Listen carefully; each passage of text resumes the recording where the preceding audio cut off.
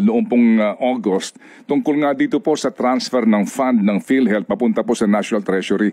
Ano po ang kaibahan noong kanilang petisyon sa inyo pong inihain kahapon? Yung number one ground, dalawa yung grounds namin, yung number one ground namin, yung saligang batas natin has a provision. It goes this way: no law shall be passed authorizing the transfer of appropriations. Klarong-klaro yan, nakalagay yan. Hindi pwede pumasa ang Kongreso ng batas that will authorize the transfer of appropriations. Ngayon, sa General Appropriations Act ng 2024, ang ginawa ng Kongreso, inauthorize nila ang Secretary of Finance to transfer appropriations from PhilHealth to other agencies na hindi na punduhan. Tinatawag nila yung unprogrammed appropriations. Bawal na bawal yan. Klarong-klaro. Sa saligang batas natin, may exceptions nga. Ang exception, nakalagay doon, the President can transfer savings from one item to another within the budget of the executive branch.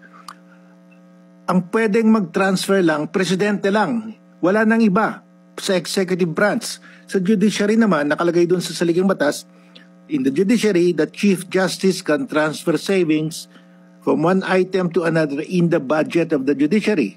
Sa legislature naman, nakalagay doon, the Senate President can transfer savings in the budget of the Senate to another item in the budget of the Senate. Ganyan din sa House, only the House Speaker. Tsaka sa mga constitutional commissions, only the head of the Constitutional Commission. Hindi pwede anybody else. Nakaspecify kung sino. So itong General Appropriations Act 2024, inauthorize si Secretary of Finance to transfer appropriation, clearly violates the Constitution. Only the President can be authorized. Pangalawa, ang pwedeng ilipat ng Presidente, only savings. Ano yung savings? Kunyari, meron kang appropriation to build a bridge for 100 million pesos.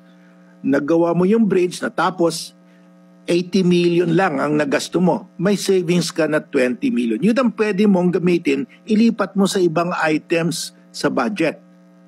Only the savings. Hindi mo pwede ilipat yung buong appropriation. Bawal eh. No law can be passed authorizing the transfer of appropriations. Only savings can be transferred. At saka, ang pwede mag-transfer yung nakalista lang doon sa Constitution. These people can be authorized by law. Kailangan ng batas. Pero sila lang pwedeng i-authorize. So talagang this provision in the General Appropriations Act of 2024, talagang mali. It clearly violates the Constitution. Yung second ground namin, itong first ground namin, hindi ito na-discuss ng ibang petitioners. Okay. No? So ito yung basic difference. Yung second ground namin, in-expand namin, na-mention ito sa ibang petitioner. Under the Constitution, funds raised through taxation for a specific purpose cannot be used for any other purpose. Ngayon, ang ating sin taxes, yung mga excise taxes sa alcohol, etc., nakalagay doon, X% of the tax collection will go to PhilHealth to fund the objectives and operations of PhilHealth. So, yun, tinatawag yan special fund. Pag merong ganyan na special fund, hindi pwede galawin yon. It has to be used for that purpose alone. Except for may dalawa lang exception. If the purpose has been accomplished.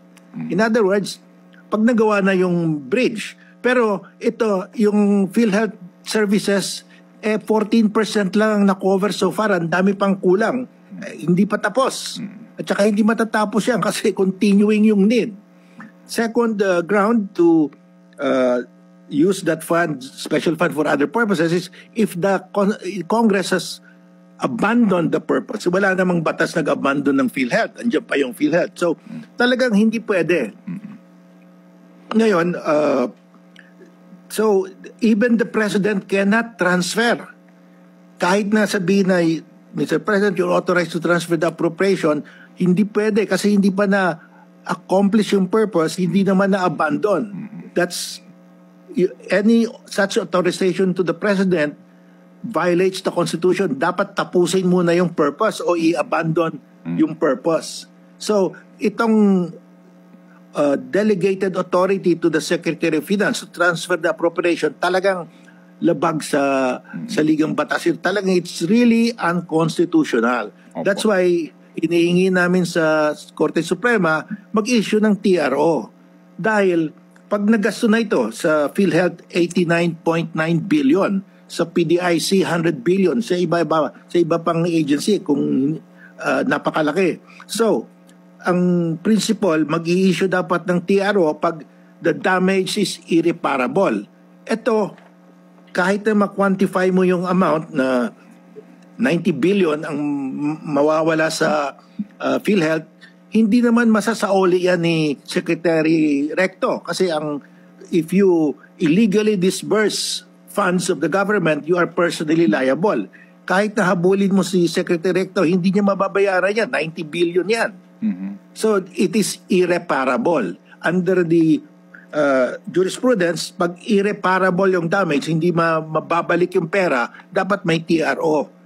Kasi pag ganyan, biro mo, 100 billion sa PDIC, 89.9 billion sa PhilHealth, talagang nobody in government can repay that, refund that pag ginasto yan. Justice, kahapon po na i-remit yung pangatlong tranche nito, 30 billion. Nakakaano na po tayo dito, practically po 60 billion na. Yung pong last tranche ay sa Mayo pa. So irreparable damage. Masasauli pa kaya, assuming lang na mag-TRO, ano pa po ang bisa nito kung yung pong halaga na 60 billion, most likely po nagamit na ang pera ng gobyerno sa iba pong purpose. Well, yung linipat nila nasa National Treasury pa eh. So, nalipat lang from PhilHealth to the National Treasury. Yung linipat kahapon na 30 billion, nandiyan pa yan eh. Pwede pang habulin yan eh. So, dapat mag-issue. Napaka-importante, the Supreme Court must issue a TRO. Otherwise, academic na itong pinag-uusapan natin. Nawaldas yung pera at saka hindi na masasauli yan. Opo. Irreparable damage. Opo, yes sir. Opo, irreparable. Hindi na may babalik ito. Kumbaga yung danyos na perwisyo na gagawin itong aksyon na ito ng executive branch of the government. Pero